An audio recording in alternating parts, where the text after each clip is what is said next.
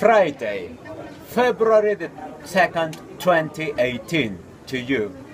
Campora to the government, Peron to power.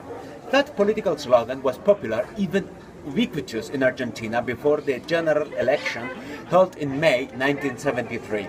Mr. Peron was barred from running for office, so he picked Mr. Hector Campora, one of his closest allies, to be his party's candidate.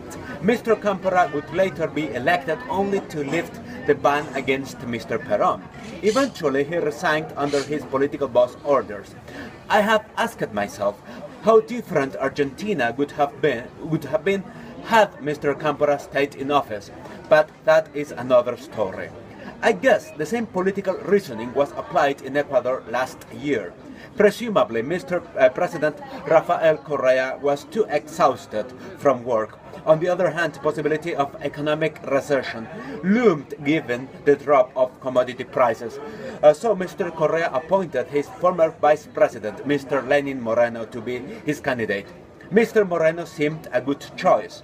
He looked so frail he has used a wheelchair after suffering a robbery attempt. He used to write about humor. What could go wrong? On the other hand, Mr. Moreno could be teamed up with Mr. Jorge Glass, a staunch pro-Correa supporter. So Mr. Moreno won the election, enabling Mr. Correa to transfer him the presidential sash and to move to Belgium. 9 months later, political situation in Ecuador is completely the opposite to what Mr. Correa planned. First thought, President Moreno sacked Mr. Glass due to his involvement in the Odebrecht scandal.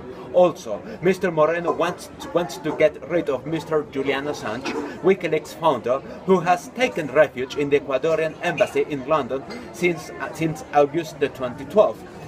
If things were not interesting enough, President Moreno called for a nationwide referendum to be held this Sunday. Among other issues, Ecuadorians will vote on barring indefinite re-election, prohibiting metallic mining in protected areas, and increasing the intangibles zone in Yasuni National Park by at least 50,000 hectares.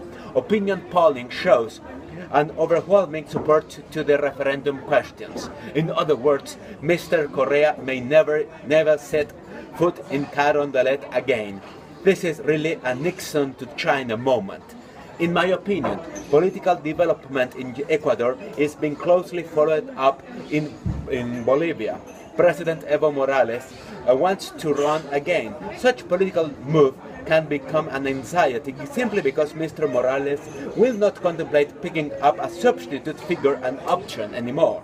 What if Mr. Garcia Linera or Mr. Choquehuanca decided to call for a referendum in order to deny to Mr. Morales a new term? Oh wait, I forgot that such a referendum actually took place already. Perhaps this is the hope Mr. Correa is clinging to. Who did appoint the judges of Ecuador's Constitutional Court, by the way? The world is still on.